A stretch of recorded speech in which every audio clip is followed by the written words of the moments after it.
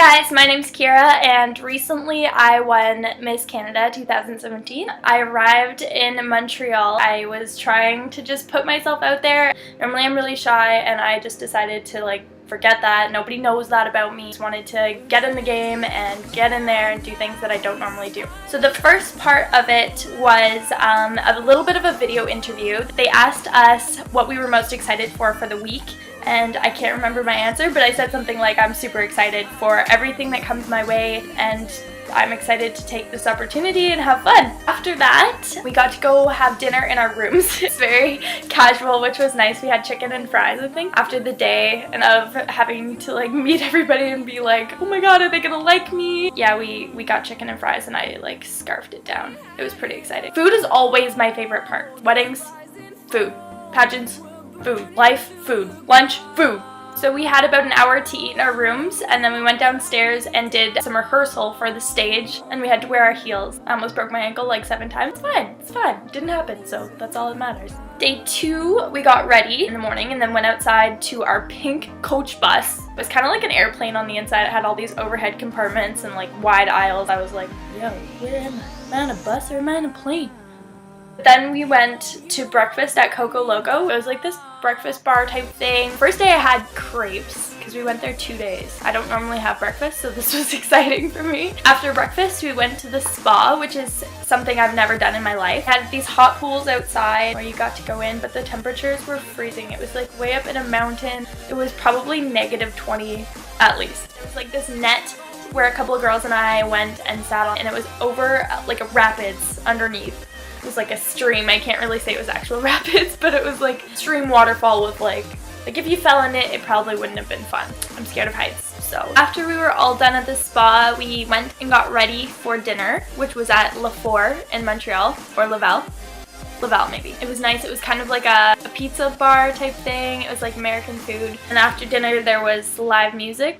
We all just danced the night away. It was so much fun. Day 3 was breakfast at Coco Loco again, and then we went skating. I haven't skated since I was about 14, and I thought that I was not going to be able to do it. But I did! Once I got there, I was surprised how comfortable I was. There were a lot of people just skating around. It was an actual rink versus being outside, which is what I've done before where it's a little bit bumpier. There were all these little kids that were staring at us, and people were asking to get their pictures taken with us. It was a pretty big hit among the people that were there. Then we got ready for dinner at the La Milsa, which was a Brazilian style restaurant. They brought these big slabs of meat on skewers on steaks, I don't know. Brought them along and kind of shaved off however much you wanted. I don't usually eat a lot of meat. I'm not a huge meat eater, but in this situation I was like, you know what, just do it. And everything was so good.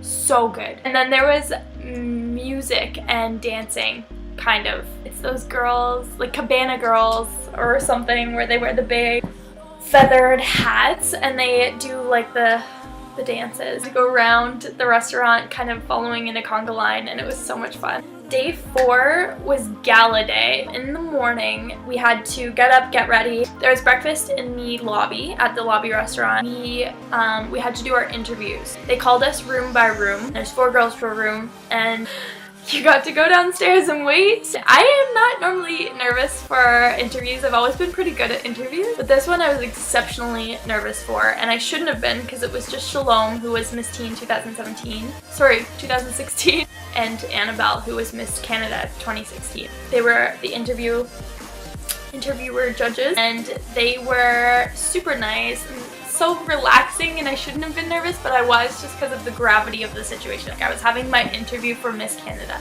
Thought I did alright. I think I must have, because I won the pageant. It was something that I was definitely scared about. Our room was the first one to go. The interview was done for me after the first half hour of interviews. It was probably around 11, and I had until 6 to do. That was our pre-rehearsal for the pageant, and then our dress rehearsal, I guess. And then the pageant was at 8. So I went to the mall and got fake eyelashes and just kind of chilled all day, and then I was like, oh, I kind of gotta get ready. It was getting down to the wire, so I quickly got ready. And then it felt like forever. I was like, oh, I just rushed and got ready, and now I have forever to actually go. I'm not good at judging time ever. So I'm always either like super early at things or super late. Usually super late. which is like a super bad fault of mine. We were all in the room before the pageant. We were all like hanging out with each other, and then I had to just kind of go off on my own for a minute and just kind of go over my speech. My speech I had it down pat. I was like, I feel really confident about it. I feel really good. I wasn't worried about my speech, but I did want to just kind of have a minute to kind of get in the zone and, prepare myself for going on stage, since that's something I struggle with. Once I got on stage, I realized this was like the first walk. So you walk out there, walk down the stage, and then go split off with your partner. So 2 girls walk out, go down the stage, split off with your partner, and then you go to your spot where you're supposed to be. But I stood in my spot and realized that my family was at the edge of the stage. They were like looking directly up at me. There was the Miss Teens kind of in front of where we were standing. There's a platform below us. We were up a little higher. The platform below was where the teens were standing, and my family was like right in front of them. So I was like, oh my gosh. It happened to be that the speeches were right on that lower platform. So when I was going to say it, my family would be looking right up at me. The most pressure I have felt in a very long time. When it came time to walk out and do our speeches, I was losing my mind, trying really hard to just relax. It was my time to go, and we had to go down a set of stairs to get to the lower platform where the microphones were. I tripped over my gown. That was the first issue. I was like, okay, you know what? Play it off. Just play it off like it didn't happen. Maybe no one noticed. Likely my family did, because their faces were right there. So I went to the podium, said my speech, and royally messed it up. I ended up getting to the podium, was talking myself through it in my head. Kira, don't look at your family, don't look at them, just look at the back wall and pretend you're looking out over the audience of the sea of people, making eye contact. I was not. I was staring at the wall, because that was the only thing I could focus on where I didn't feel as much pressure. Regardless, it didn't work. I ended up saying something like, hello, my name is Kira. I proudly represent the beautiful town of Huntsville, something like that. And then I blanked. I didn't even say the first part right. I started stumbling over that as well, like I just did. And I really focused on the fact that I was blanking. I wasn't like, okay, just come up with something. I've taken acting lessons before, so usually, not usually, but a few years ago I would have been better at just coming up with something on the spot, but I haven't done that in a really long time, so I was not good at it. I ended up saying to recover.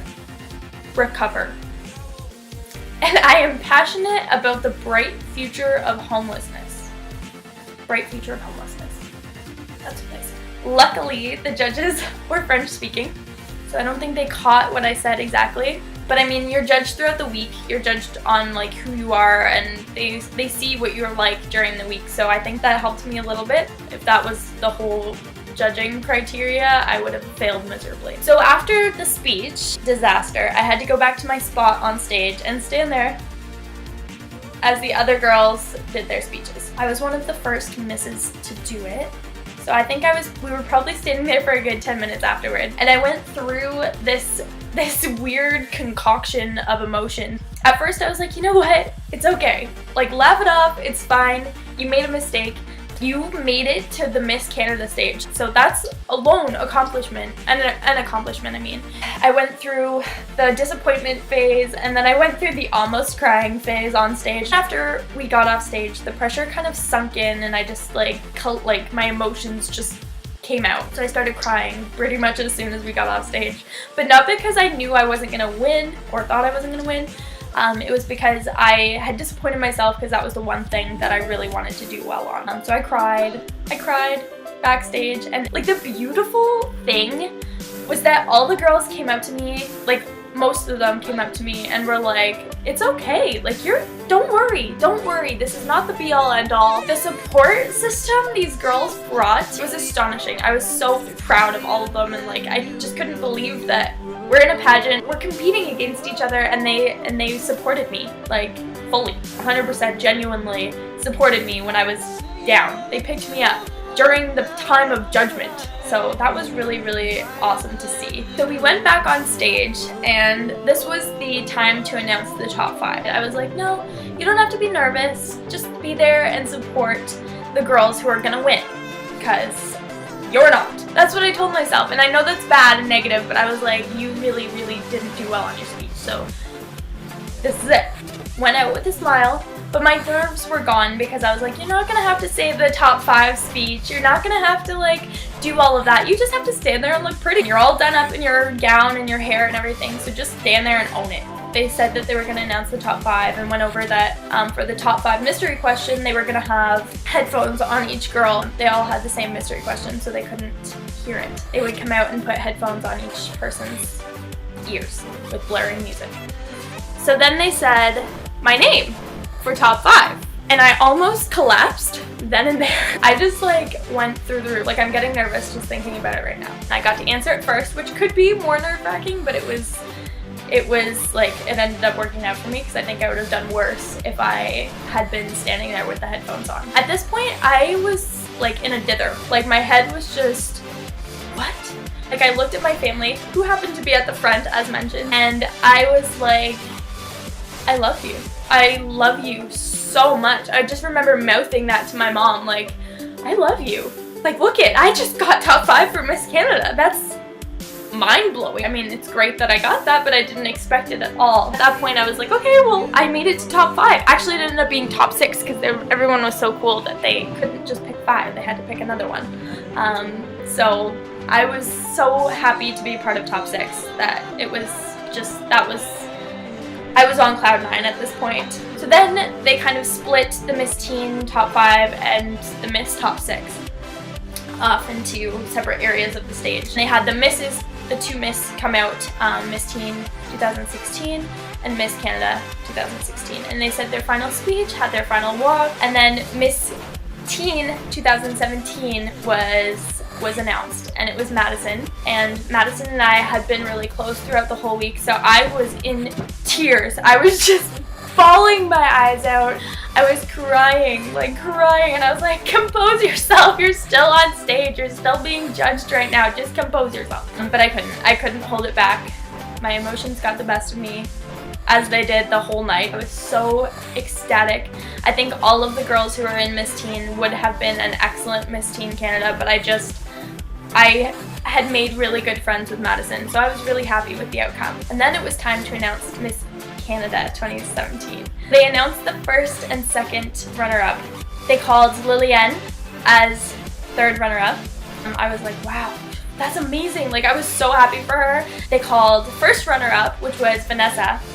And I was like, okay, wow, this is amazing. And I was squeezing the girl beside me's hand. Her name was Kelsey.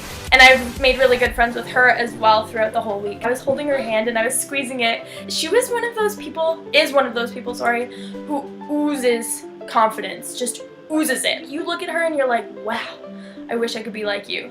I looked over at her and we're squeezing each other's hand and I'm like, you got this. This is you. Like, all you, girl, you got it. You're taking the cake. And then it was time to announce Miss Canada 2017. But I was absolutely shocked when they called my name. I was losing my mind. I looked over at my family. I was just like, I just won Miss Canada. The rest of the night, I don't remember a thing. It was like the craziest experience I have ever had. Honestly, I'm so humbled and so grateful to have been given that opportunity, and I plan on doing a lot of great things with my title.